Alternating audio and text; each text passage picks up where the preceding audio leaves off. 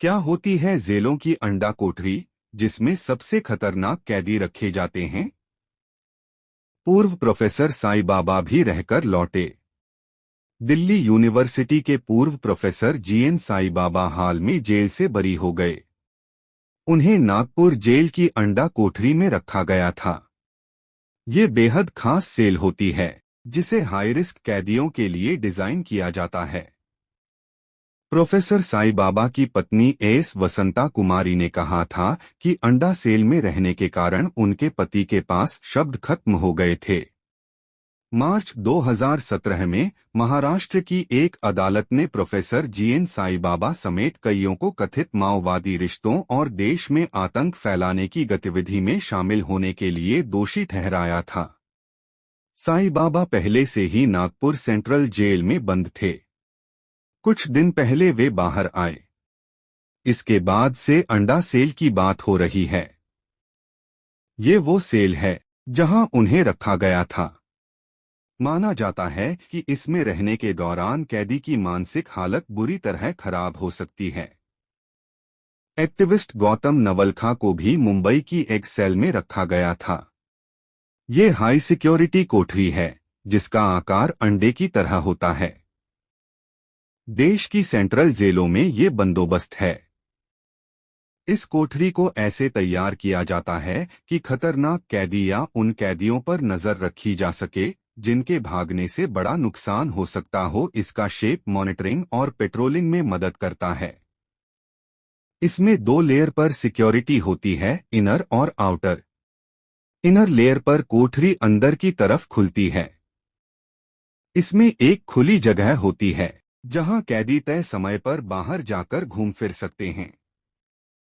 हर कैदी के लिए बाहर जाने का समय अलग अलग होता है ताकि उनकी कम से कम बात हो सके।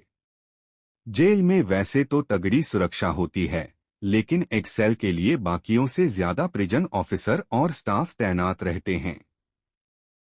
हर स्टाफ को अंदर आते और बाहर जाते हुए साइन करना होता है, चाहे वो कितना ही पुराना क्यों न हो। एक सेल छोटी से लेकर बड़ी हो सकती है, जो इस पर निर्भर करता है कि एक सेल में कितने कैदियों को रखा जा रहा है। अंडा सेल के बारे में कहा जाता है कि यहाँ कैदी को ऐसा एकांतवास मिलता है कि वो बाहर की दुनिया से पूरी तरह कट जाए। इसके बाद उसकी मानसिक हालत खराब होती चली जाती है, यहाँ तक कि वो खुदकुशी की सोचने लगता है। हालांकि एक सेल का मतलब सॉलिटरी कन्फाइनमेंट नहीं है। ये सच है कि ये कोठरियां जेल की सबसे अलग थलग चीज हैं। इसमें रहने वाली कैदी बाकी कैदियों से कम घुल मिल पाते हैं। अंडा सेल की सबसे ज्यादा परेशान करने वाली बात यह है कि इसमें केवल 2 खिड़कियां होती हैं, वो भी लोहे की मोटी सलाखों से घिरी हुई। ऐसे में सनलाइट इतनी कम आती है कि दिन में भी रात जैसा अंधेरा लगे। वहीं आइसोलेशन सेल यानी वो कोठरी जहां कैदी को एकदम अकेला रखा जाता है, वो ऊपर से खुली होती है ताकि सनलाइट अच्छी तरह आ सके।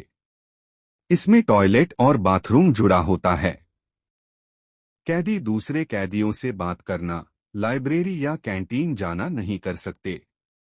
नहीं उन्हें कॉमन आंगन या गलियारे में घूमने की इजाजत होती है। खाना और किताबें उन्हें अपनी कोठरी के भीतर ही मिलती हैं। वे बस अपने सेल या सामने रखे हुए कैदियों से ही बात कर सकते हैं। अगर उस वक्त वहां दूसरा कोई कैदी मौजूद नहीं, तो वे लगभग अकेले ही रहते हैं। इसमें केवल बहुत खतरनाक और वही लोग रखे जाते हैं जो देश की सुरक्षा के लिए खतरा माने जाते हैं, जैसे आतंकवादी, नक्सल लीडर, गैंगस्टर और माफिया। इन लोगों को ट्रायल के दौरान भी यहां रखा जाता है। इसके पीछे यही वजह है कि आम कैदियों के साथ रहने पर ये उनका भी ब्रेन वॉश कर सकते हैं या भागने का रास्ता निकाल सकते हैं। आतंकवादी अजमल कसाब को भी यरवदा की एक सेल में ही रखा गया था। वो अकेला ही रखा गया था।